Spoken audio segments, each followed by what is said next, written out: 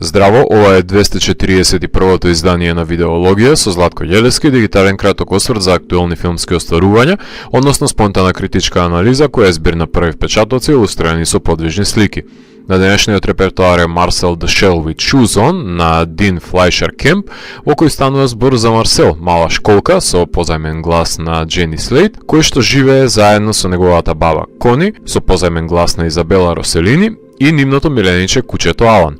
Иако во минатото биле составен дел од поширока заедница, денес живеат сами и се обидуваат да си ги обезбедат сите потребни услови за удобен живот, справувајќи се со сите препреки на инвентивен начин. Кога еден документарист ја открие школката во напуштениот стан и сними краток филм за него, Марсел станува интернет сензација и добиеното внимание од јавноста го искористува за да се обиде да ги пронајде останатите членови на неговата фамилија.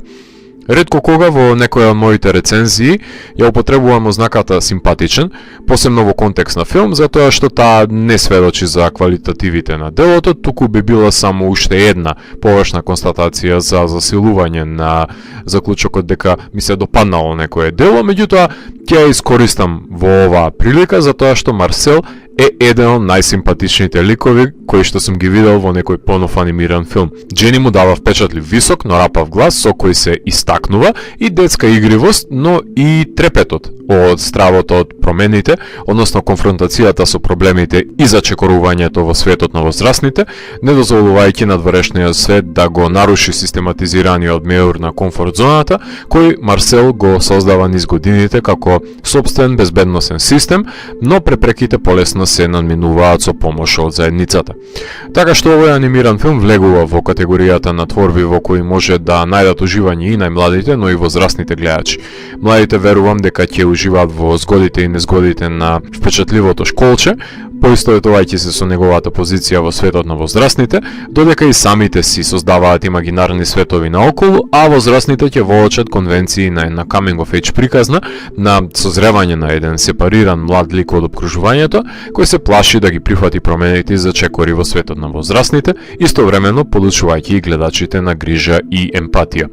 Стоп-моушен анимацијата е една од моите најценети начини за обликување на едно анимирано дело, која во простор ги оживотворува објектите, но за да се создаде овој филм се разбира дека е потребна долгорочност, односно 7 години на напорна работа, со тоа што при најголем прогрес во еден ден се комплетираат 5 секунди од филмот. Најпрво се снимени играните сегменти, потоа се прават фотографиите на придвижените објекти на мебелот, а на крај се прави композити помеѓу нив и играните сегменти. Во овој случај, врзувањето на локацијата ја дава погодноста за маневрирање со ликовите, иако има и едно безцелно патешествие надвор од домот, меѓутоа е нужно за Марсел да го согледа светот надвор од куќата колку е габаритен и дека нема да биде толку едноставен процесот на пронаоѓање на неговата фамилија. Уникатниот пристап на филмот се чинителите на документаристиката низ која се обсервира животот на школчето, што го вметнува филмскиот јазик на рамниште на драматуршката поставеност на действието, кој Марсел елоквентно го дефинираше како филм во кој никој нема реплики за учење и никој не знае што е додека го снимаат. Режисерот Дин умее да ги инсценира миговите кога нема да сака Марсел да ја има камерата вперено во него, но од друга страна пак уста не затвора за да ги објасни неговите животни согледби и перспективи во поглед на питоресното справување со просторот наоколу, така што совршен е спојот на саканиот субјект во мокументарецот, односно лажниот документарец. Тоа значи дека не се поштедени ни школчињата од расправиите помеѓу луѓето кои живеат во становите кај што тие престојуваат, расправии кои што ги плашат, што уште еднаш ја доловува инфантилната перцепција на светот наоколу. Имено, Дин го режира овој филм заедно со неговата поранешна сопруга Джени, која го оживеа ликот со нејзиниот глас и во кратките анимирани филмови претходно, кои служеа како предложка. Потполно ја оправдувам девизата на режисерот дека ако некој предмет е запоставен долго време, развива собствен дух, оправдување кое е клучно за толкување на последниот кадар, кај што заедницата е составена не само од школки, туку и од други предмети кои му служат на заборавот. Дин ги диктира правилата во неговиот псевдодокументарец, така што на нив треба и да подлегне севкупниот свет, а како прогресира филмот, така и се зближува ликот на документаристот со самиот субјект, што е неизбежно, иако иако правилата на документаристиката подразбираат да остане неинволвиран во проблематиката на својот субјект, односно да не му помогне да обсервира, меѓутоа со самото негово присуство во светот во мало, со неговото инфилтрирање во куќата преку Airbnb, веќе ја изобличува реалноста и влијае врз животот на субјектите без разлика дали се анимирани или не. Една од најкомичните ситуации беше појавувањето на љубителите на интернет сензацијата, кои сакаа само да се фотографираат со куќата во која се наоѓа Марсел, наместо да помогнат во неговата потрага, што беше соодветен коментар за денешницата во која радо би се тагирале, чекирале или да правиме селфи, отколку да помогнеме некому, што сведочи за горчината која се крие под сладкиот вкус на филмот, но комичните сцени се во контрапункт на таговноста од губителкот на блискиот, што е предмет исто така на ова дело, со значителна дидактичност и протагонист со оптимизам, кој убеден сум дека е мотивирачки агенс во формативните години на најмладите гледачи. Во миниатурниот свет на Марсел ќе забележиме пчела која ќе се препие од нектар, а Марсел ги мачка неговите чевли со мед за да може да се искачи под зидовите, што е еден од неколкуте изуми кои ги вродила импровизацијата со која се справува со секој од проблемите на светот наоколу.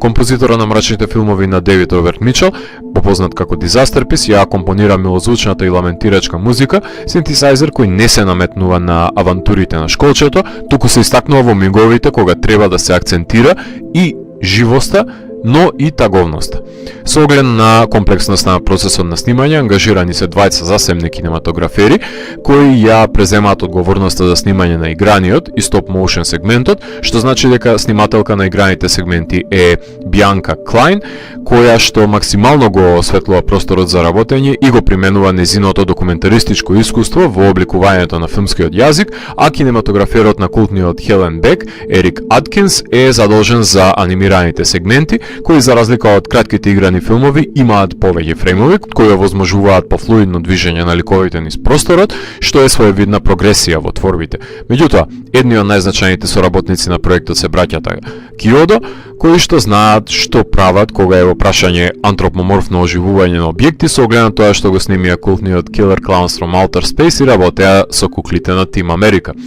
Филмот го монтира Дин заедно со Ник Пели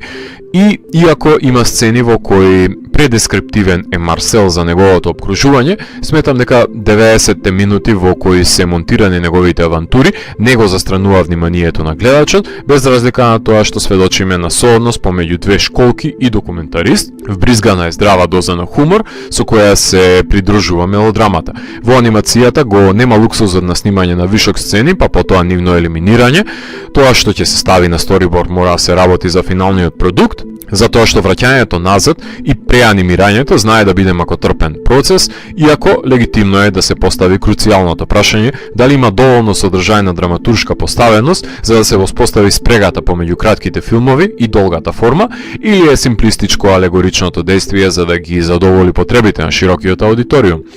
Режисерот Дин Флајшер Кемп уште во 2010 година започна да ги режира кратките анимирани филмови за школката Марсел, во кои таа даваше изјави во камера елаборирајќи како се справува со одредени предизвици на живеењето со енормните објекти наоколу. По вториот анимиран филм од серијалот го снима невообичаениот документарен филм Smile од 2012 година, во кој во период од 6 месеци збира материјал од неговите најблиски, во кој им соопштува дека ќе ги фотографира, а всушност снима видео како тие стојат неподвижни, а Джени е таа која ќе го улови на дело неговиот шеговит потфат. Соработуваше со Сара Силверман во музичкото видео во менталната институција во We Do Not Belong, а во 2014 година го сними серијалот на кратки видеа именуван Кетрин, кој што беше селектиран на Sundance и ја содржеше Twin Peaks-овата невообичаеност на ликовите, кои со својата прекумерна глума создаваа очудување во канцелариските простории на нивните монтенски работни односи, правејќи спектакл од обично нарачување на ручек. Истата година го режира третиот краток филм за Марсел и учествува во епизодата на скеч комедијата Rubberhead, која ја води Силверман. Во 2015 година го режира стендапот на Кърт Бренолер Better, Dumber, Faster. Дин континуирано работи на естетизацијата на кичот и создава серии во кои со наивната глума ги хиперболизира тривијалните чинови за да долови своевиден надреален ефект, кој беше предмет на серијалот Stray Day, во кој загубен е миленикот на еден осамен пензионер и опфатена е неговата потрага по љубимецот. Најголемата дискрепанца помеѓу границите на играната и документарната форма ја прави во Фрод во 2016 година, во кој со помош на домашните видеоснимки на едно семејство конструира фикционен наратив за нивната измама. Истата година го снима детскиот Hospital Head Doctor, но и серијалот Дейвид, кој е во рангот на неговите надреални творби со Нейтан Филдер, кој го глуми разведениот Дейвид, кој смета дека има камен во стомакот, а всушност е самотен лик кој подлегнува на екзистенционалната агонија на постоењето, приклучувајќи се на бизарниот Твин Пиксовски свет, визура која беше наметната и врз неговата екранизација на сценариото од Библијата во 2019 година. Моментално е во предпродукција на новата итерација на анимираниот филм Лайло и Стич. Така што Дин е познат по неговото амалгамирање на играната и документарната форма, зачинувањето со хумореска, но и по создавањето на еден апсурден надреален свет во кој се хиперболизира колоквијалната екзистенција на ликовите, кои се доловени со наивни искази за да се образува овој зачудувачки свет. Филмот имаше својата премиера на Телјурен минатата година, потоа играше на неколку американски фестивали, како што се South by Southwest, Сиетл, Сан Франциско и Чикаго, и штета што не прошета филмот ни за европските фестивали, но верувам